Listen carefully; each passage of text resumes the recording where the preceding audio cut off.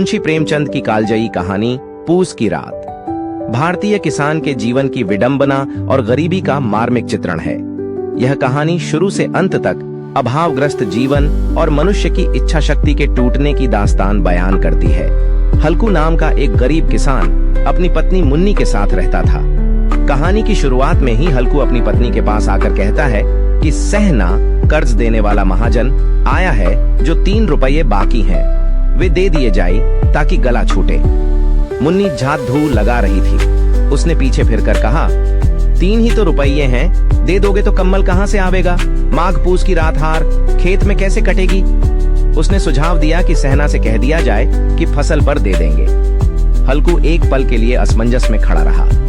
पूस जनवरी का महीना सिर पर था और बिना कंबल के रात बिताना असंभव था, लेकिन वह सहना के अपमान और गाली से भी डरता था। वह जानता था कि रुपये न देने पर सहना उसे चैन से नहीं छोड़ देगा। मुन्नी ने अंततः निराशा में आकर आले पर रखे वे 3 रुपये हल्कू को दे दिए, जो उन्होंने मुश्किल से कंबल खरीदने के लिए जमा किए थे। मुन्नी ने दुख से कहा कि ऐसी खेती से तो मजदूरी अच्छी है, जहां कम से कम एक रोटी तो सुख से खाने को मिलेगी और किसी की धौंस दबाव तो नहीं रहेगी।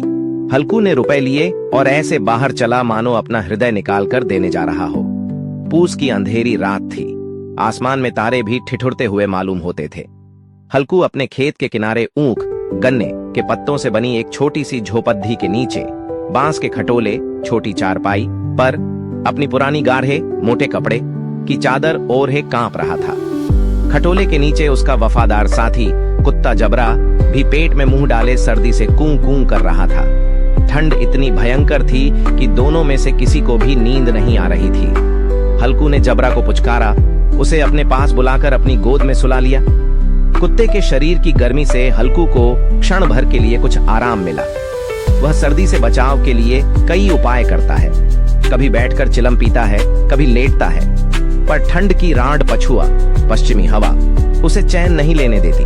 जब सर्दी असहनीय हो गई तो हल्कू ने एक उपाय सोचा। वह पास के आमों के बाग में गया, जहां पत्तियों का ढेर लगा हुआ था। उसने पत्तियां बटोरी और उन्हें जलाकर आग तापने का फैसला किया। उसने सोचा कि रात को कोई देखेगा तो सोचेगा कि कोई भूत है, लेकिन अब बैठा नहीं रहा जाता। हल्कू ने सूखी पत्तियों का ढेर लगाया, आग जलाई और उसके सामने बैठ गया। जलती हुई आग ने उसे वह आराम और संतोष दिया जो उसे अपने कर्ज से भरे जीवन में कभी नहीं मिला था। वह आग की गर्मी में डूब गया और खुशी से एक गीत गुनगुनाने लगा। उसे लगा, यह आग है या मेरा भाग्य, कौन कंबल मुझे यह सुख दे सकता था। वह उस क्षणिक आनंद में अपनी गरीबी और कष्ट को भूल गया। जब वह अलाव की गर्मी का आनंद ले रहा था, तभी जबरा जोर जोर से भौंकने लगा और दौड़ने लगा। हल्कू को लगा कि नील गायों का एक झुंड उसके खेत में घुस आया है और फसल चर रहा है।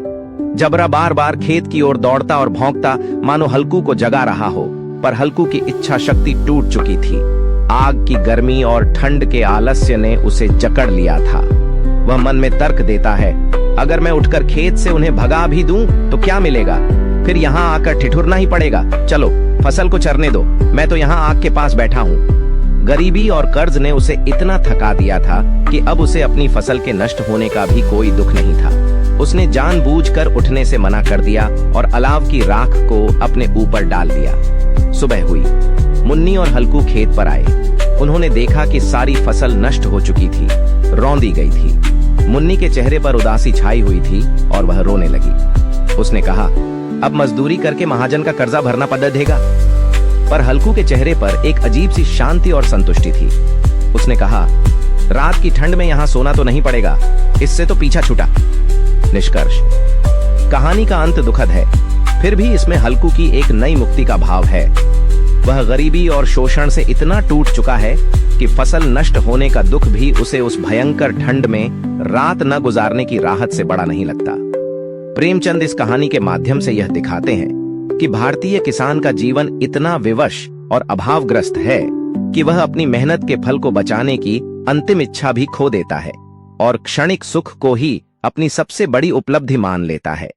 यह कहानी किसान के शोषण पर एक गहरा और मार्मिक व्यंग्य है।